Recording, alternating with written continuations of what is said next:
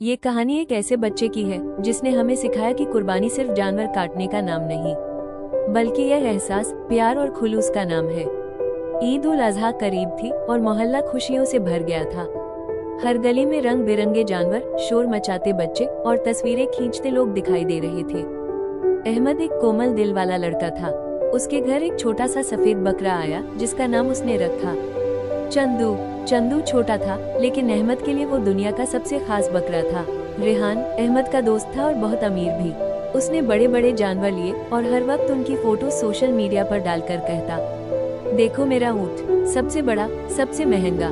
लेकिन उसके चेहरे पर प्यार नहीं था, सिर्फ घमंड था। मोहल्ले के कोने में नदीम रहता था, एक मासूम सा बच्चा जिसकी माँ बीमार थी। उनका घर एक झोपड़ी जैसा था। नदीम बस दूसरे बच्चों को देखता रहता और चुपचाप मुस्कुरा देता। अहमद जब भी दूसरे बच्चों के बड़े बड़े जानवर देखता तो थोड़ा सा उदास हो जाता, लेकिन जब वो अपने चंदू को देखता तो उसके चेहरे पर एक प्यारी सी मुस्कान आ जाती, जैसे उसके लिए चंदू ही सबसे खास था।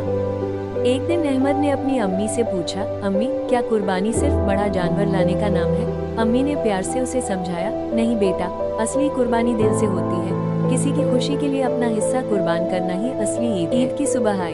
अहमद ने चंदू को गले लगाया। उसकी आंखों में नमी थी। कुर्बानी के बाद अहमद ने अपनी अम्मी के साथ गोश्त के छोटे छोटे पैकेट बनाए और उनमें से एक पर लिखा, नदीम के लिए। अहमद ने नदीम के घर का दरवाजा खटखटाया। नदीम ने हैरानी से दरवाजा खोला। अहमद ने कहा, ये तुम्हारे लिए है नदीम, ईद मुबारक। नदीम की आंखों में खुशी के आंसू थे। उसने मुस्कुराकर अहमद का शुक्रिया अदा किया। उसी शाम मस्जिद में मौलवी साहब ने कहा, आज सबसे बड़ी कुर्बानी उस बच्चे ने दी है जिसने दिल से कुर्बानी का मतलब समझा। उस बच्चे का नाम है अहमद। अहमद चुपचाप खड़ा था, लेकिन उसके चेहरे पर एक सच्चा सुकून था। रेहान अब खामोश था। उसके पास महंगा जानवर था, लेकिन दिल का सुकून नहीं। कुर्बानी सिर्फ जानवर काटने का नाम नहीं है, बल्कि किसी और की खुशी के लिए अपने जज्बात, अपनी खुशियाँ और अपनी चाहते कुर्बान करने का जज्बा ही असली ईद है। जिस दिल में सच्चाई और खुलूस हो, वही सबसे बड़ी कुर्बानी देता है।